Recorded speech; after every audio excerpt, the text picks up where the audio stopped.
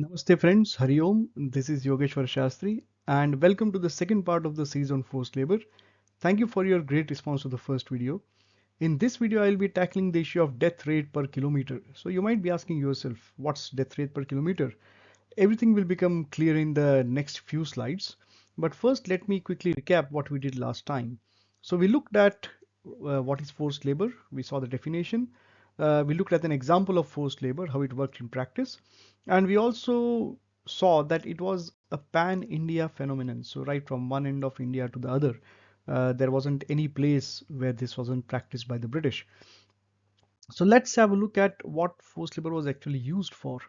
So government, the British occupation was the biggest, um, you could say, beneficiary of this evil practice.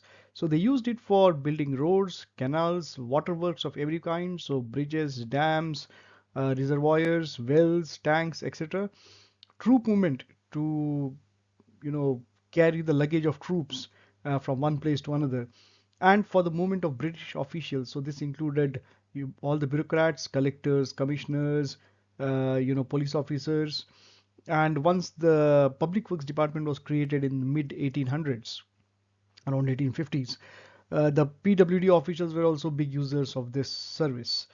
And another segment which made extensive use were white civilians or white travelers, as they were called. So they could be businessmen, they could be tourists, they could be just going around the country, they could be plantation owners, uh, basically Europeans of any kind. So Europeans was the term used for British, Irish, Scottish, and anybody who was white in that era.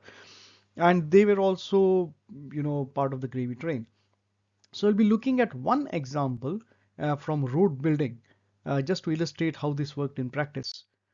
So the British need to be created with coming up with the concept of free roads at zero cost to the so-called government. So in building roads, the normal tactic was to save money by bundling portions of road to the nearest village. So villagers used to be told, okay, this portion you build, the next portion the other villages will build, and so on. And this was done throughout Bharat. This included main highways called the trunk roads in those days, and also the interior roads, the roads which connected the trunk roads to the villages.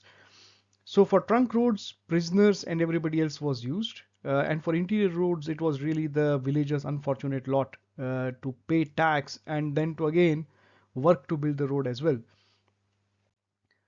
So we will be focusing on prisoners. So I have titled them as expendables. Um, because the British administration didn't care about them. And you have to remember that the majority of prisoners were not criminals as they are today. They were actually people who had rubbed the British the wrong way, say by not being able to pay revenue, resisting white atrocities, and so on and so forth, including political criminals. Not criminals, so the political dissidents.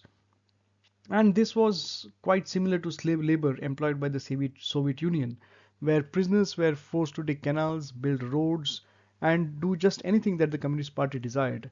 So the British administration was very similar to them in this respect. And an illustrative case is the what I call the highway of death from Chennai to Vaniyambadi. I hope I'm pronouncing it right. It's around 200 kilometers, and the construction was started in 1838, roughly 1838-39, and went on till 1845. So for this 200 kilometers, it was a very big project, 392 bridges and tunnels, and this was completely done by prisoners from different prisons, I think in and around Chennai, around that portion. So the report isn't very clear on which prisons they were recruited from, but we can assume that to be the case.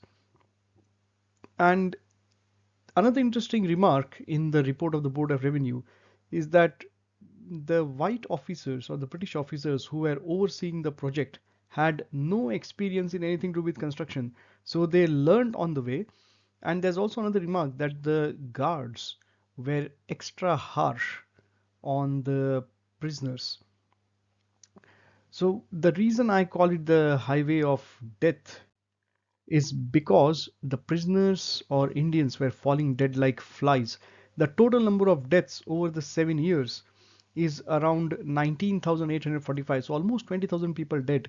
So this works out to a death rate of 99 people per kilometer. So just looking at the graph over here, so this graph compares the death of prisoners employed on roads in road gangs to the death of prisoners in jail. Again, the statistics is not very clear which jails these are. So I'm assuming not all the jails in Madras Presidency, just in and around Chennai especially. So you can see that in the early years, especially 1839, the number of prisoners dying on the road is actually quite low. And the reason for that is initially the sick and the old were kept in prisons, whereas those who were fit and could work on the roads were, taken out of the prisons. So the death rate was relatively low. And it looks like towards 1844, towards the end of the project, I think they needed all hands on deck. So even the old and sick were brought out. So the death rate naturally went up. And the focus was completely on saving money. Um, it didn't matter how they did it, but they had to save money. So the chief engineer of the project estimated that if they had used forced labor, uh, you know, used villagers to do the work, the same road would have cost around 8.5 lakh rupees. But because they had used convicts, and the convicts were already paid for in the sense, in the prisons, there was already a cost to kind of keep them in the prisons, feed them, look after their medication, etc. So the true cost of the road comes to around roughly 5,70,000 rupees. So they calculated the savings to be around 2,83,000 rupees. So how? So you might be thinking, oh, it's a small amount, but remember this is from 1845. So obviously money is quite different in value now compared to then. So how much does this work out in today's rupees? So it works out to 103 crores saved just by using prisoners. So the company Bahadur was very smart in that aspect in saving money. And the British attitude typically was that, and it's summed up in the kind of the conclusion of the report, that it is satisfactory to find that labor of the convicts has been very nearly as cheap as free labor. This so-called great experiment, this is what they termed it, was carried out earlier in Bengal presidency as well, and the rate of prisoners, the rate of death, sorry, was very high there, and this was why it was discontinued for a time. But like I mentioned before, this went on throughout India and also in the colonies. So this experiment never ended. And I'll also cover in a later series on the use of prisoners as factory labor. So using them to produce manufactured goods, leather goods, carpets, etc.